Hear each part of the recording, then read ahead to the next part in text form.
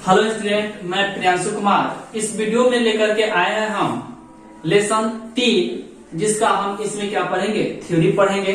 चलिए हम देखते हैं। यह चैप्टर का नाम है दो चर वाले रैखिक समीकरण। ठीक है, तो आपको पिछले वीडियो में आप पढ़े होंगे कि चर यानी चर जो क्या होता है, चर एबीसीडी की संख्या को हम क्या कहते हैं, चर कहते हैं। जैसे कि मान गया कि जैसे कि 2x प्लस कितना 3y लिखा जाता है, तो माने कि 10 है, तो यह संख्या x क्या है, y क्या है, यह चर संख्या है। और x का मान यहाँ पे क्या हो जाता है, 2 हो जाता है, y का मान क्या हो जाता है, 3 हो जाता है, और c का यह मान होता है। ठीक है, तो चर जो है दो चर वाला, यानी इस समीकरण में जो है कम से कम कितना होगा, 2 चर होगा, यानी एबीसीडी के अक्षर में से 2 संख्या होगा। तो यह समीकरण क्या है, देखिए, वैसे समीकरण जिसमें 2 चर होता है। ठीक है, यानी 2 चर होता है, 2 चर वाले रैखिक समीकरण कहलाते हैं। जैसे कि आप यहाँ पे लिख सकते हैं एग्जाम्पल में कि x प्लस वाई बराबर क्या 0, यहाँ पे 2 चर हो गया। या इसको ऐसे भी लिख सकते हैं 2x प्लस 3y बराबर कितना 10। इसमें जो है यह 2 क्या हो गया, चर हो गया। यहाँ पे ऐसे भी लिख सकते हैं 3x प्लस कितना 5y बराबर कितना 15। इसमें भी क्या है, 2 चर है। यानी जिस समीकरण में 2 चर होता है वह 2 चर वाले रैखिक समीकरण कहलाते हैं। यानी रैखिक समीकरण आपको पिछले वीडियो में बताए थे कि चरों का अधिकतम घात क्या होता है, 1 होता है, उसे हम क्या कहते हैं, रैखिक समीकरण कहते हैं। 2 होता है द्विघात कहलाता है, 3 होता है त्रिघात कहलाता है। पिछले वीडियो में हम आपको बताए हुए थे। तो यहाँ पे वैसे समीकरण जिसमें 2 चर होता है, 2 चर वाले रैखिक समीकरण क्या होते हैं, कहलाते हैं। तो इसका कुछ क्या होता है, फॉर्मूला होता है। ठीक है, तो चलिए हम इस फॉर्मूला को देखते हैं। ध्यान से देखिएगा कि आप सबसे पहले हम आपसे बताते हैं कि 2 दोस्त होता है। अगर दोस्त है, अगर उसको आप कहते हैं कि कल जो है क्या करना है, मोतिहारी चलना है, कोई कारणवश, जैसे कि मान लेते हैं कि कल आप दोस्तों को बोलते हैं कि मोतिहारी चलना है पिक्चर देखने, मान लेते हैं। ठीक है, तो वह दोस्त बोलता है कि हम नहीं जाएंगे, कल मेरा क्या है, कुछ कार्य है। यानी वह दोस्त जो है आपका, आपके साथ सही व्यवहार किया, सही बात बोला कि उसको कार्य है, वह कल आपके साथ नहीं जा सकता। यानी वह दोस्त आपके साथ रहने योग्य है। क्यों? क्योंकि वह सही बोला है, ईमानदार है। जब ईमानदार जब होता है तो वह क्या होता है, आपके साथ रह सकता है, यानी आपके साथ रह सकता है। इसलिए उसको क्या कहा जाता है, संगत कहा जाता है।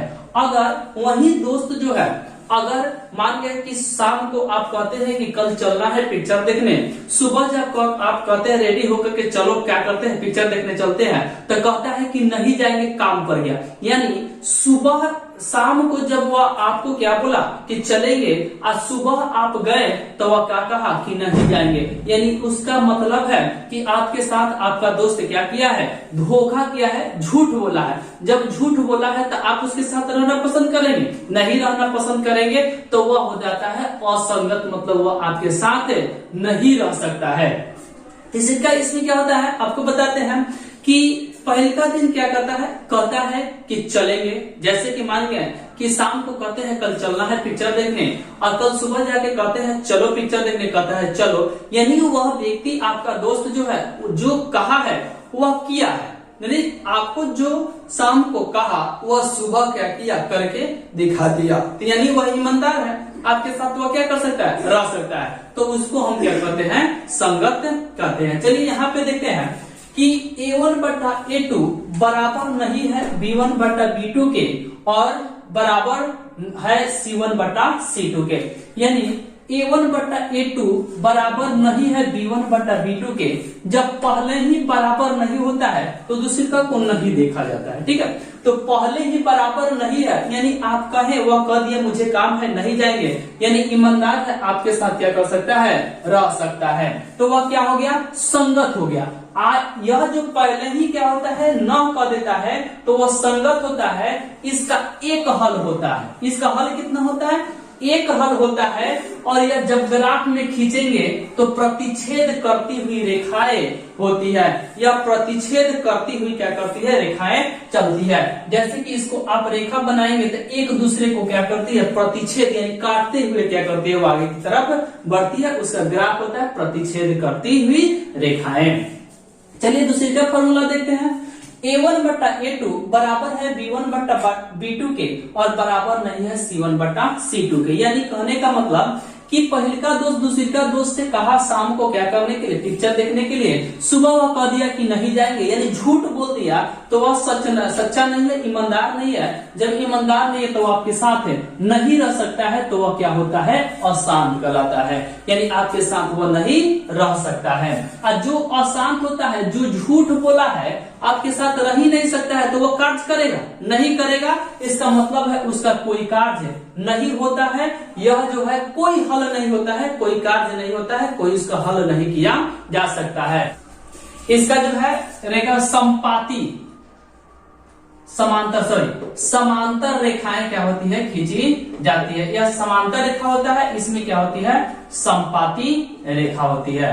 ठीक है, तो यहाँ पे A1 बट्टा A2 बराबर हो B1 बट्टा B2 के बराबर नहीं हो C1 बट्टा C2 के, तो यह क्या होता है, असंगत होता है, इसका कोई हल नहीं होता है। और यह क्या होता है, इसकी रेखाएं समांतर खींची जाती है। यानी यह समांतर यानी एक दूसरे के क्या होता है, बराबर होता है।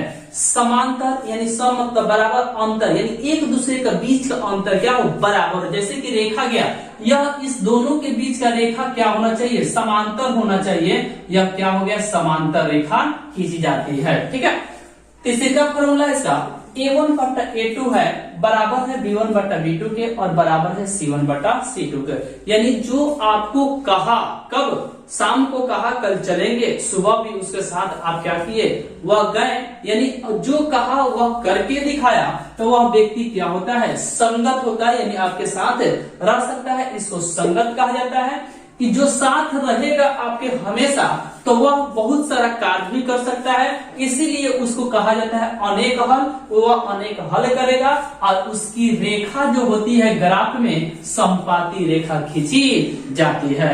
ठीक है, तो यह लेसन जो है, पार्ट जो है 3 का जो है थ्योरी यहीं पे समाप्त होता है। ठीक है, अगले वीडियो में हम लेकर के आएंगे प्रश्न उत्तर। ठीक है, प्रश्न उत्तर लेकर के आएंगे।